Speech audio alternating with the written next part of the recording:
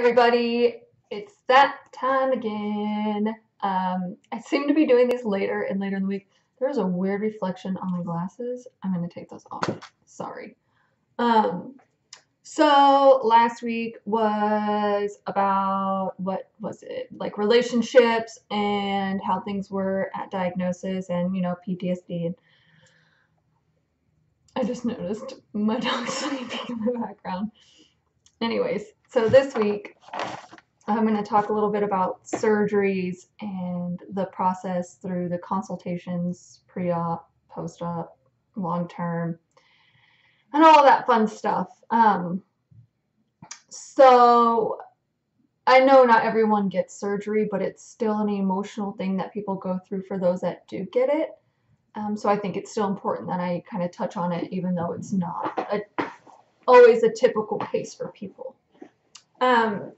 So first of all, when you're told that you could possibly be getting surgery, you kind of have a flood of thoughts and emotions and, where things go or where your mind goes to different places. And, but you don't know really how to address it because you're told, okay, we're going to do the surgery, and it could be a minor like laparoscopic procedure just through your belly button. You won't have any scars. Or it could be like this major surgery where you're just cut wide open and all your insides are just hanging out. Or for others, like they end up getting amputated something like foot or leg because a cancer went there. Crazy. Or facial stuff, which is also like emotional, just, what word do I want to use? I don't know. I can't think. Chemo brain. I'm sorry. Bear with me.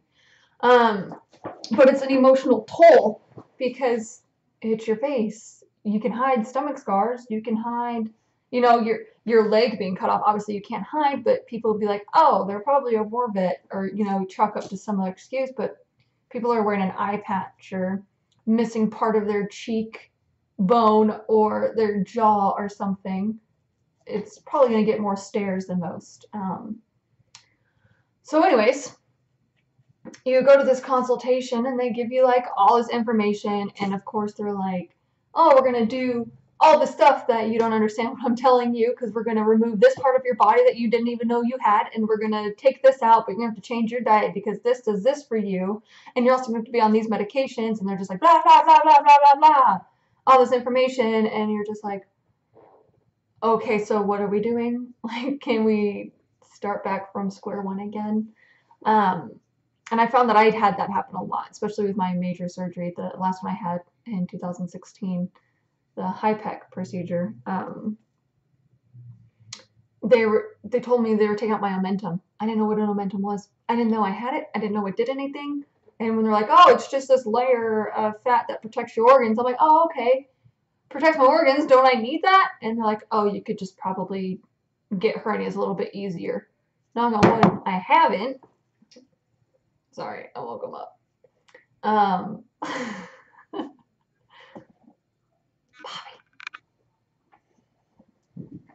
Bobby. But yeah, so you go to the consultation and they tell you everything, and then they're like, okay, so here's your appointments, and you have to talk to these other people. Like I had to go to urology, ostomy people, because I was having a reversal and a new one placed. I had to go to anesthesia. You had to obviously see your surgeon, oncologist, and then they all like ask you name and date of birth. What are you here for? What are we doing? Who's doing it? When is it happening? And you just have the same questions over and over and over and over again. And you're just like, can we just do the surgery and get it over with and quit asking me these questions that you and I both know the answers to? Obviously, I know why they're doing it, because they don't want to take out like the wrong kidney or something. Has happened. Don't have healthcare in Kentucky, ladies and gentlemen. So then a lot of times you might have to be on some medications if you have an allergic reaction, so they have to dope you up extra because of your reaction. Or anesthesia, if you come out and you're sick, then you're going to come out like super doped up probably, because they want to counteract any side effects you could have. But then, like, going through all of this, It's like, okay, yeah, like we're going to these appointments, we're getting over with, we're having surgery in a week.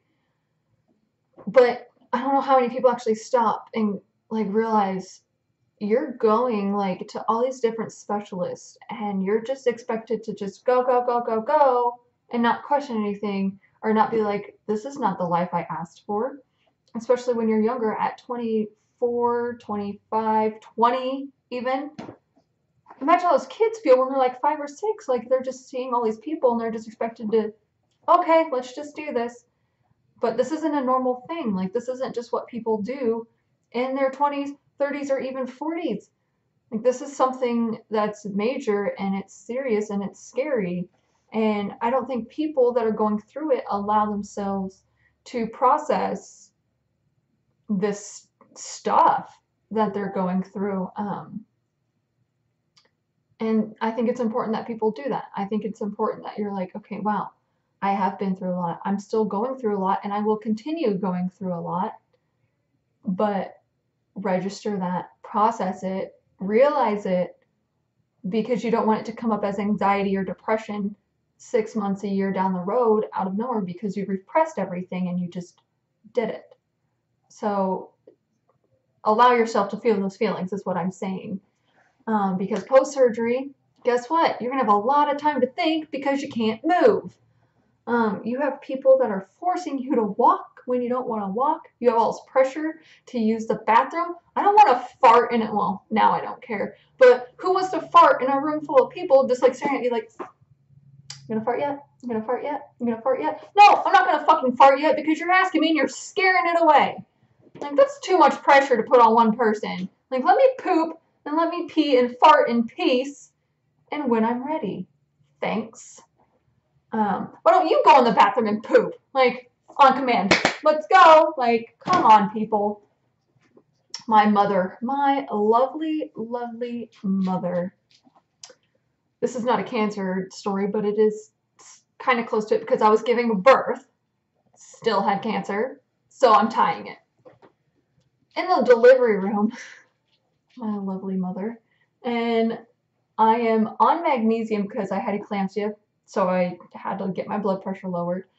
I'm laying in the bed and I'm like, I had told him I was ready to push, and I'm in a fog because I'm on magnesium, and I don't know if anyone's ever had it before, but it screws you up. And I'm just exhausted. And so they're, telling me to push, and so I have to hold my breath, and I'm just like, no, I'm too tired, I can't do it.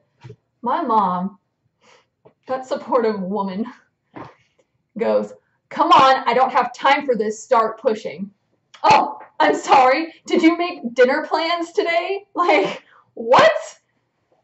Thanks, Mom. So, same concept. Like, why do you want me to just poop? Who is calling me? Deal with it later. Why do you expect me just to poop on command? You expect me to pop out a baby on command. Get right on that one, guys. Moral of the story, poop when you're ready to poop. But post-surgery, you're healing and you're in the hospital, and they always tell you to get rest to heal, but guess what you can never do in a hospital? Get rest. Why? Because they're in there every 4 freaking hours, taking blood, taking your vitals, asking you questions that you answered 2 hours ago, and giving you medications and writing stuff down, measuring your urine, cleaning this, checking that, flushing your lines, and just leave me alone, let me sleep. And they do it more overnight. I think it's because the nighttime nurses are bored. Bless your guys' heart, by the way. Nursing is a difficult job. I couldn't deal with people. I'm an excellent patient because I do a lot of stuff on my own. I don't expect you to come in and wipe my ass for me. But some of those people I hear couldn't deal with it. More props to you guys. But yeah, so you get released finally from the hospital after you finally walk your laps and pee and poop and fart and burp and eat a diet that they are happy with and blah, blah, blah, blah, blah. And you get released and you go home. And then you get home back to your normal and you want to be normal, but you can't. You still have weight restrictions. You probably still have an eating restriction. You have to still walk every 2 hours. Probably have to do breathing exercises to prevent pneumonia. The walking's to prevent freaking, what are they called? Blood clots. And you just want to eat a cheeseburger and a donut And that's me. I love cheeseburgers and donuts. And you just want to walk like you normally walk, go grocery shopping without having to stop every 3 feet, and having to catch your breath or just relax. And, you just want to get back to normal, but you can't. And it's important to be patient with yourself and allow yourself that time to heal. Yes, you heal a lot better at home, but don't push it to where you're hurting yourself and you're putting yourself back in the hospital because nobody wants that. And then just long term. So for me, obviously, I had a pretty extensive procedure. I still find that my abdomen gets weak and tired pretty easily. Like, I need to drive leaning back a little bit more, like I'm freaking putting a gangster lean on my car, like I should be driving in Detroit or something. Because the Detroit lean, don't get crazy. I don't want this to be about racism, people. Take a chill pill. We're talking about cancer, okay? Slow your roll. Anyways, off my little soapbox. But I find that it hurts, not hurts, just uncomfortable. I do feel gas pains a little bit more. Like, it's so weird. When it goes to my intestine, I can feel like the bubbles move. Super weird. Kind of cool though. And you can kind of like sometimes see it. I guess it's because I don't have that protective layer anymore. Either way, it's pretty cool. I don't have my gallbladder, so I am supposed to be on a less greasy fat diet. But guess what? I eat like I'm 12 and I have a very high greasy fat diet. I do pay for it at times, but I regret nothing. And just sometimes you're permanently restricted from doing certain things or eating certain things, and that's just something you have to learn to live with. It's, but if you're doing that, guess what? You're alive, and that's what matters.